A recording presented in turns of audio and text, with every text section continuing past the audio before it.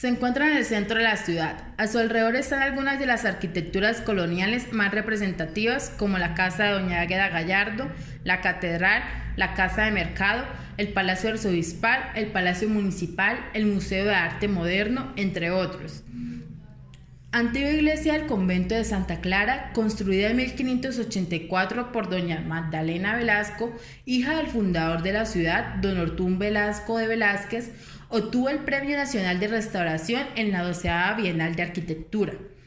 Es una iglesia amplia y digna para albergar una de las joyas más valiosas y veneradas por el pueblo pamplonés, la talla del Santo Cristo del Humilladero, obra renacentista europea de la primera mitad del siglo XVI, acompañada de las esculturas de los dos ladrones talladas en la ciudad en 1595 por el maestro Juan Bautista Guzmán.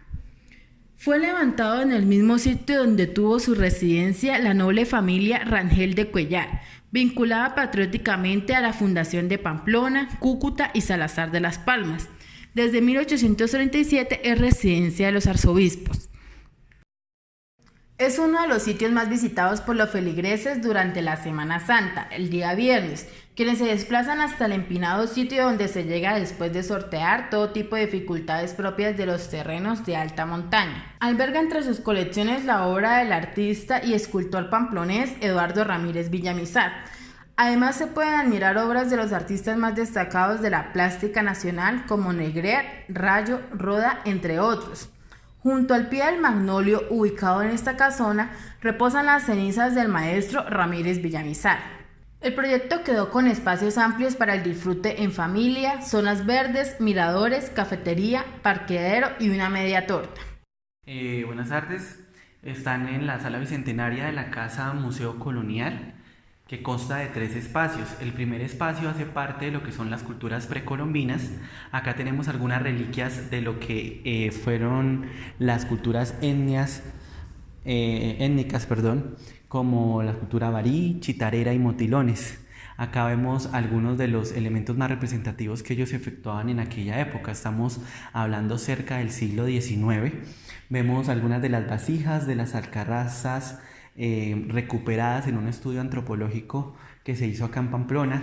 También vemos algunos de los elementos de cacería que ellos empleaban, algunos elementos de pesca, de agricultura, algunas réplicas de lo que fueron las artesanías efectuadas por los indios chitareros, los varí y los motilones. También podemos encontrar algunos elementos en torno a lo que era la orfebrería y también la producción de alimentos, como eran los cogüis, los carjay, los collares, los exprimidores o los ebucanes. En esta parte céntrica de la primera sala podemos encontrar algunos hallazgos de lo que eran los indios chitareros y los indios varí, que posan acá en este museo. Recordar que el Museo Casa Colonial es una casa del siglo XIX que aún se conserva y es declarada Patrimonio Material de Colombia. Ya en la segunda sala podemos encontrar lo que es parte de la historia de Pamplona. Acá podemos encontrar algunos elementos representativos de lo que fue la Guerra de los 1000 días. Vemos en esta primera vitrina lo que fue uno de los próceres más importantes de Pamplona, como lo fue Camilo Daza. Camilo Daza fue uno de los primeros aviadores del país. Hizo parte de la Fundación de Aviadores de Pamplona. Acá vemos esta es una hélice de los aviones que él comandó en aquella época. Camilo Daza hizo en aquel entonces un experimento en donde quiso aterrizar uno de los primeros aviones. Él tuvo un accidente y su avión cayó en muchos pedazos y se hallaron tanto esta hélice como las que encontramos acá en la parte de arriba. Eso también hace parte de lo que fue el avión de aquella época. Vemos también algunos de los uniformes de las fuerzas aeronáuticas de Colombia. Estas son fotografías del Parque Antiguo de Pamplona hacia 1935 hacia 1960. Pamplona, la iglesia que nosotros vemos actualmente, es una reconstrucción de la primera iglesia que tuvo Pamplona. Después se construyó esta iglesia, hubo un terremoto y esta iglesia cayó. Al caer esta iglesia se vuelve a reestructurar la iglesia actual, que también hace parte del patrimonio material de Pamplona. Acá podemos ver una pequeña reseña de lo que fue Camilo Daza, nacido el 25 de julio de 1898. También acá vemos algunas de las asas y de los hallazgos de este avión. En esta parte podemos ver algunas fotografías de lo que fue la Guerra de los Mil Días. La Guerra de los Mil Días ocurrió entre 1899 y 1902. En aquella época se manejaban lo que era el Partido Liberal y el gobierno del Partido Nacional. Acá vemos algunas fotografías de lo que era el Valle del Espíritu Santo. Como podemos ver, era el Pamplona antiguo, ¿sí? Antes Pamplona no estaba constituida como está ahorita, sino que conservaba esta estructura arquitectónica muy colonial. También vemos otra de las fotografías del Ejército Nacional de aquella época. Como podemos ver, ellos antes se vestían diferente, usaban ruana, usaban sombrero, usaban pantalón y zapatos del común.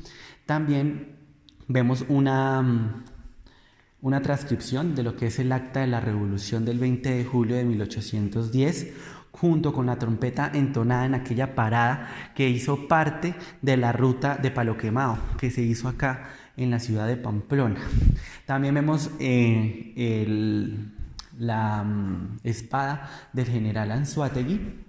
En esta parte céntrica de la sala vemos un cráneo que hizo parte también de un prócer de Pamplona que participó en esta guerra, una época en Pamplona que se llamó la Pamplona Oscura, en donde el Ejército Nacional y el Ejército Libertador y la conquista española capturaban a aquellos revolucionarios de la época. Este cráneo se dice que fue hallado hacia la carrera séptima por la calle de los Miserables, por la calle Real. Este cráneo fue hallado en aquel entonces. Cabe la pena destacar que antes de este museo existió un museo de un cura. En ese museo del cura se establecieron algunas piezas, las cuales se recuperaron en la construcción de este museo, que ya lleva aproximadamente 50 años en funcionamiento. Entre ellas está este cráneo del prócer de Pamplona y también están algunas de las réplicas, como el kepis del general Leonardo Canal, que también hizo parte de la familia de los Leonardo Canal, que fueron también procedentes de la Revolución de Pamplona. También vemos a Ramón González Valencia, que fue un presidente de Pamplona que duró un periodo ejerciendo su cargo, pero que también fue muy representativo para Pamplona, como también vemos algunos de los distintivos, ¿sí? Y de la espada cargada por el general Ramón González Valencia, justo junto a la casa Ramón González Valencia, que se consideraba en aquel entonces. Acá podemos ver también sillas que son conservadas desde el siglo XIX, junto con las armas que se emplearon en las guerras de los Mil Días entre 1899 y 1902. Seguimos en la tercera sala. Esa tercera sala hace parte de lo que es la Arquidiócesis de la Nueva Pamplona. Acá podemos encontrar algunas reliquias donadas también por la Arquidiócesis y recuperada de la iglesia que les digo que se cayó. Estas son unas herraduras, unas asas que se empleaban para efectuar lo que eran las hostias de aquella época. Ellas se hacían a través de un horno y se introducían a través de estas pinzas. Acá en este cuadro también vemos lo que fue la primera iglesia de Pamplona, la segunda iglesia y algunos hallazgos de lo que fue esta iglesia que se cayó en el terremoto de Pamplona, junto con estas reliquias que vemos acá en la parte de arriba, que también hicieron parte de esa iglesia. También podemos observar la mascarilla del compositor y pianista pamplonés Oriol Rangel. Oriol Rangel fue uno de los compositores más importantes de Colombia y de América Latina, que le aportó significativamente al bambuco colombiano. Cerca de 50 obras musicales creó, y pues se considera también un artista emblemático y patrimonio para Pamplona. Acá también podemos ver uno de los libros sagrados efectuados por el Vaticano de aquella época. Es un libro sagrado, un libro de oro escrito en latín, donado precisamente para la arquidiócesis y hallado en una de las iglesias. Este libro también fue conservado en el primer museo que le contaba del cura.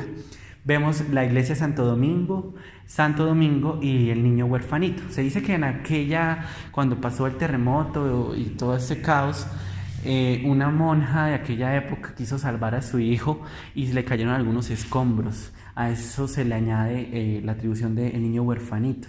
Precisamente él quedó huérfano a medida que se le cayeron los restos a la monja. También vemos una de las pinturas en óleo sobre tela de la Virgen María junto al Divino Salvador. Vemos uno de los primeros arzobispos de Pamplona y el cáliz de fuego también de lo que fue la arquidiócesis del Nuevo Pamplona. Un punto de encuentro y de intercambio cultural en Pamplona, visitado los fines de semana por decenas de familias que buscan salir de la rutina y divertirse en medio de un ambiente natural, matizado por la fresca brisa y el olor a eucalipto. Declarado bien de interés cultural de carácter nacional, es opacado por la sombra de las actividades que en este se desarrollan, dejando en un segundo plano sus valores arquitectónicos e históricos, debido al sistema interior de cerramiento y exhibición de mercancías de los puestos de ventas que se encuentran en este. El 25 de enero de 1644, un sismo sacudió a la provincia de Pamplona. El temblor afectó a la mayoría de las edificaciones de la población, entre ellas el convento de clausura de las Clarisas. Cuenta el relato que tras el terremoto, las religiosas salieron del edificio del convento para protegerse. Una de ellas recordó que la imagen del niño Jesús de Praga permanecía en el recinto, por lo que decidió regresar a rescatar la imagen. Al hacerlo, el techo de la edificación cayó sobre la religiosa, acabando con su vida. Días después, al remover los escombros, fue hallado el cuerpo de la Clarisa y sobre una viga estaba intacta la imagen del divino niño. Quedó huerfanito y nació la leyenda.